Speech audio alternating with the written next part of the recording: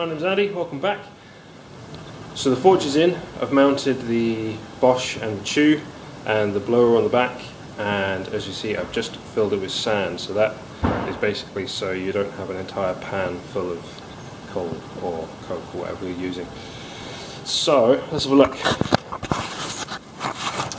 So the bricks that you saw me put in, that's literally just to take up space so I don't end up using like 25 bags of sand. This little depression is for the clinker to accumulate.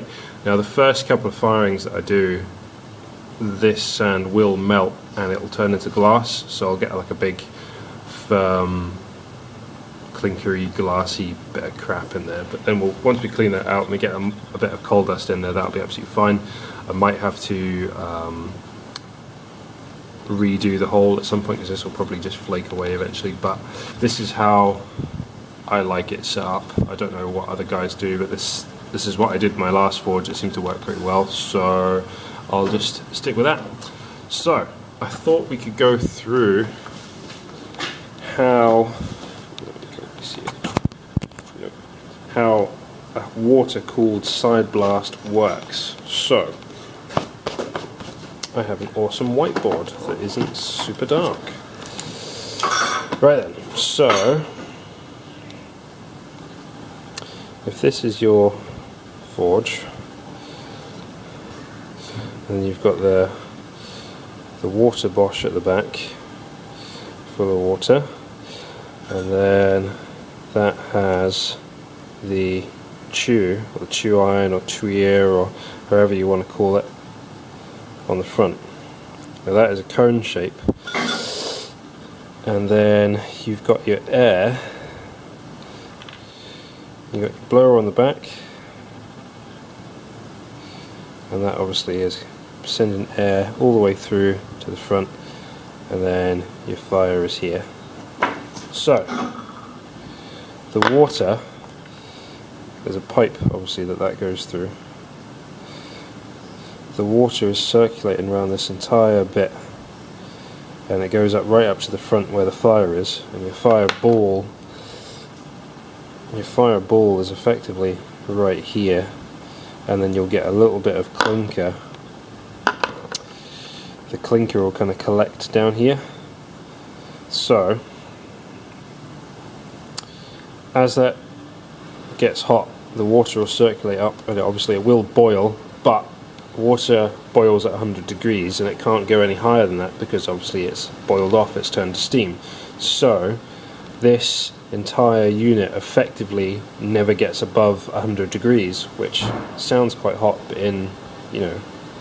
compared to the fire, obviously it's relatively cool. So this is constantly cooling the front part of the Twee, or the Chew, whatever you want to call it, constantly cooling that front part, therefore the fire doesn't melt it, which is why these things are so robust. Like the big thick cast iron ones, they just last for years. Obviously you can get, there's a guy in the UK that makes steel ones, they seem to do just as well, and there's another guy who sells stuff on eBay, he uses steel ones as well, but it's not a cone shape, it's actually just flat like that, just a flat piece of pipe with obviously with a secondary pipe going through. If you wanted to build one of these, the easiest way to do it would definitely be to just use a piece of pipe. I have heard that you should maybe angle the pipe, this is like massively exaggerated, you should angle the pipe down just ever so slightly. I'm talking like, a degree, half a degree if that, just ever so slightly, just so that the water can kind of circulate up the way and you don't get effectively an air gap there, which will cause your Chew to melt away. I haven't done it personally. I was going to build one, but I started making a cone one, so I don't know if you do need to have it angled or not. I'd probably stick on the safe side and just angle it just ever so slightly, but who knows. There's a channel, Born to Forge. He recently did a video where he made a double forge and he used square pipe for the chew itself and just had the middle. He had it on the diamond, so I had it orientated that way. I'll put a link below to that video because that was actually quite decent. He's quite a talented guy by the looks of things. So yeah, so that is the general kind of setup of a side blast forge. Now, let's say that fabricating this up is just far too complicated and you just don't have the time or the means or the want, perhaps. You could just use a solid piece of pipe. Indeed, on my portable forge I use a side blast as well, but it's literally just a solid piece of pipe. It's quite heavy gauge and just juts in at that, and then you've got the fire obviously, but that will wear away. There's no ifs or buts about it. It will get eaten away eventually. What I did was I machined the pipe, welded it on so that your air's coming in, and then I machined a separate piece out of solid 2-inch round, which slotted into the pipe like that, drill the hole through it, and then I can go through. So that is effectively your sacrificial piece there. That's all completely solid. That will eventually eat away, and then once that's done, I'll just take it off, machine another one, put it back on. So the pipe at the back, which is only 3mm, will never get eaten away basically. So yeah, just ideas to play around with. Apologies for the terrible drawing. Right then, so workshop update. The gap that was in that roof along there, that's been filled.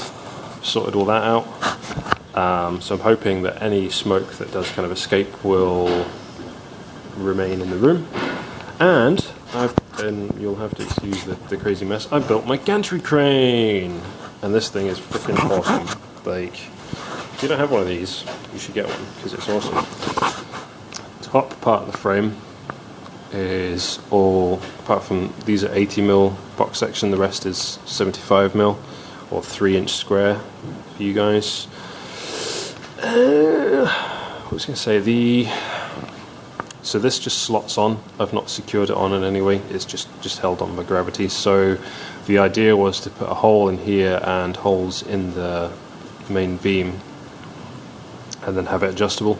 And the other reason for doing that is so that I can take it apart and store it outside, basically, because as you can see, it's massive and just takes up the entire room. So handy bit of kit to have in the future, just for, as I say, just for lifting bits and bobs and anvils and fly presses and things like that. So the next job for me is basically to fabricate a stand for the fly press, and then obviously get a fire going, get my German anvil in, and get making stuff again.